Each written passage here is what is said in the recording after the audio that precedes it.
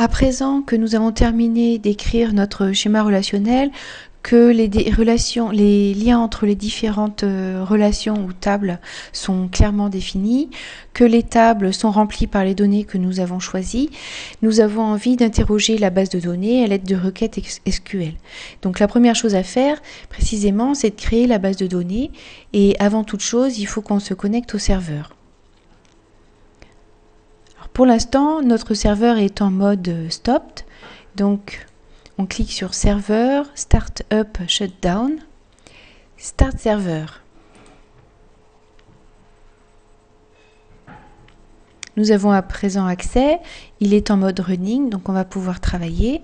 Nous revenons à la page où se trouvait notre modèle et nous cliquons sur Database, Forward Engineer. Tous les choix sont faits de façon automatique, de façon à ce que tout se passe bien. Et puis, dans ce qui est proposé ici, surtout, il faut bien qu'on choisisse de générer les inserts de façon à ce que les tables soient remplies avec le contenu qu'on a choisi. Donc, on vérifie que tout le reste nous convient bien. On passe au suivant. On n'a pas créé d'objet view ni routine, juste des tables. Donc c'est parfait. Et là, on voit que est généré automatiquement le script de création de toutes nos tables. Donc les 4 tables avec les clés étrangères quand ça se présente, évidemment la clé primaire. Et puis ensuite, toutes les instructions de remplissage des tables. Donc pour les 4 tables. J'ai envie de sauvegarder ce script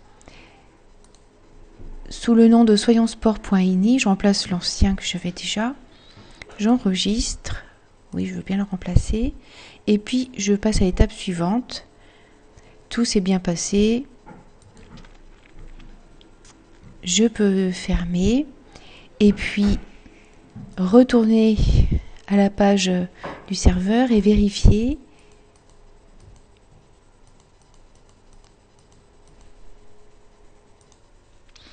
que la base de données que je viens de créer fait bien partie de ma liste. Alors éventuellement, voilà, elle est ici, avec toutes les tables. Pour chacune des tables, j'ai la liste des champs, et puis voilà. Je vais donc pouvoir commencer à interroger ma base de données. Alors notre toute première requête, c'est de faire afficher tout le contenu de, par exemple, la table étudiant.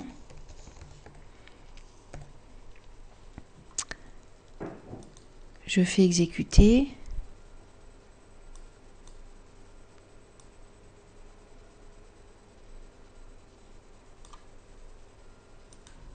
Alors, ça ne fonctionne pas parce que je n'ai pas sélectionné de base de données. Donc ici, je vais sélectionner la base de données Soyons Sport. Je reviens à ma requête et je fais exécuter. Voilà le résultat. Je retrouve bien toute ma table que je viens de rentrer tout à l'heure.